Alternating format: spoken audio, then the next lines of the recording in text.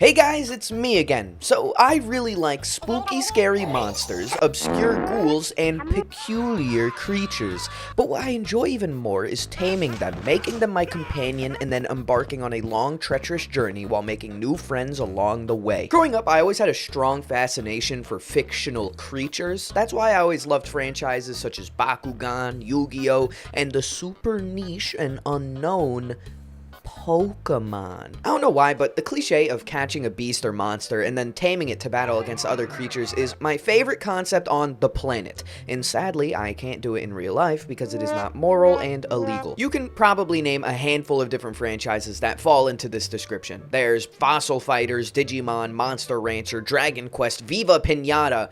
But obviously the most notorious is Pokemon. Pokemon is literally the largest franchise on the planet, selling enough merchandise to fill the world's oceans with plushie Pikachus and cutting down entire forests so you can pop off over a holographic card of a Pokeball. Now, recently, Pokemon has been on a bit of a downward spiral in terms of game quality. It all began on the 3DS with Pokemon X and Y, and has now reached the pinnacle of disappointment on the Nintendo Switch with Scarlet and Violet. As we all know, I'm a certified gamer, and after initially beating Pokemon Scarlet and Violet in record timing, may I add, it got me thinking about how no game on the Switch really competes with the niche that Pokemon fills. Now, of course, there's Monster Hunter Stories and Dragon Quest XI, but they don't really come close to the simplicity, marketability, and charm of Pokemon, and obviously, I don't think any franchise will ever even be able to do that. They won't even be able to lick the toes of Pokemon because of the sheer size and popularity of it.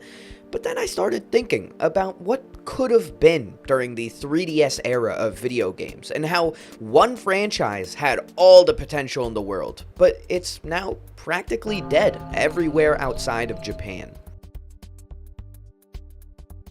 Interestingly enough, I first learned of Yokai Watch not because of the video game, but because of the anime. As many of you may already know, I'm a bit of a connoisseur of animations created in the country of Japan, and as a youngin', I decided to start watching Yokai Watch on a complete whim because it looked entertaining, and I ended up falling in love. My love for the Yokai Watch anime soon turned into a love for the video game, once my 13-year-old self learned that it was on my favorite console, the Nintendo 3DS. The premise of the game is extremely simple. You become friends with some yokai, which are basically entities and spirits from Japanese folklore, and then you use your brand new friends to battle to the death against evil yokai trying to take over the world.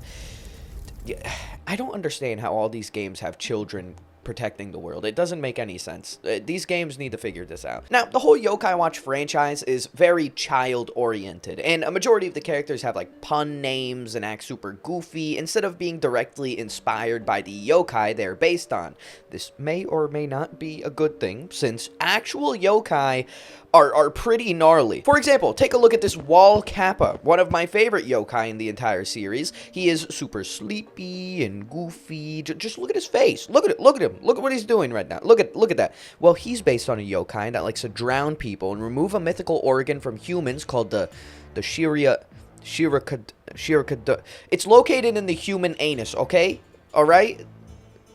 Okay. The first Yokai Watch game released in Japan on July 11th of 2013 and sent the country into a state of emergency since everyone was dropping dead due to having so much fun. They were just having a good old time. Everywhere you went in Japan, it seemed like this game was being promoted. There were even flagship Yokai Watch stores where you can indulge in one of my favorite sins, gluttony. It really felt during this time that Yokai Watch could become a serious competitor to Pokemon. Flash forward, it's 2015. We're at the best place on planet Earth, Los Angeles, baby. You can smell it in the air.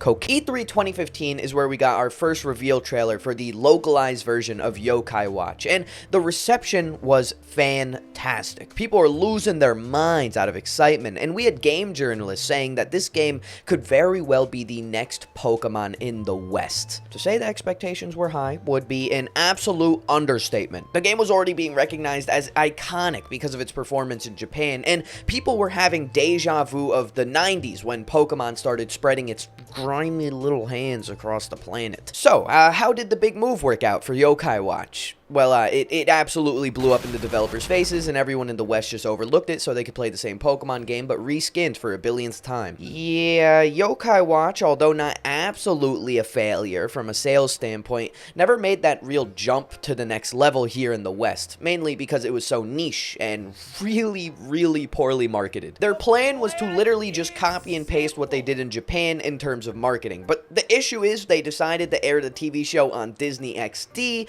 which not everyone had access to, meaning less little naive children could fall for the corporate marketing strategies of big gaming companies trying to get their parents' money. Since Yokai Watch was never able to grab the attention of children outside of Japan, it didn't grow out of its niche fan base. Also, many people just looked at Yokai Watch as another one of the million Pokemon clones already available on the market. Yeah, both games may require you to enslave little creatures, but that's pretty much it in terms of similarities for these two franchises, since the gameplay is completely different. Now, recency bias may say otherwise since these games were stale as hell, but for the most part, the setting of each Pokemon game is massive and an extremely unique compilation of different towns and routes, while Yokai Watch is literally just one town. Now, don't get me wrong, this is not a bad thing whatsoever. What makes Yokai Watch so unique is its simplicity. Literally, all you're doing is protecting your hometown from evil yokai. Now, from a 2023 big gamer cool guy perspective,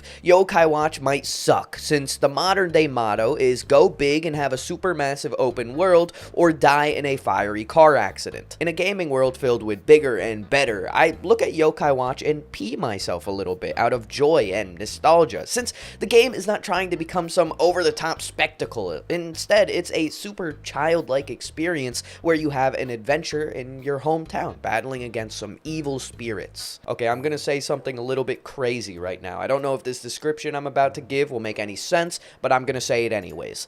Yokai Watch just feels like my childhood. Now, obviously, I wasn't battling demons as a child other than my inner demons, am I right? I don't know what that meant. Yokai Watch has a nostalgic charm to it. It's super simple, and it makes the game experience so enjoyable. And I could also admit that the first game in the series is a little bit repetitive or slow at times, but that's okay, because it's a good game. I don't know what to say. I really believe Yokai Watch deserves a second chance here in the West. You see, the Yokai Watch games are on the Switch already, but only in Japanese. And obviously, the console isn't region locked, so I can buy the games and play them right now. But it would be really cool if Nintendo gave this franchise another shot. Do I think that's going to happen? No, sadly not. But Yokai Watch as a franchise still has so much potential, and if we all collectively forget to compare it to Pokemon, then it could probably succeed in its own little niche way, since, let's be real here, no one will ever be able to assassinate the little yellow rat anytime soon.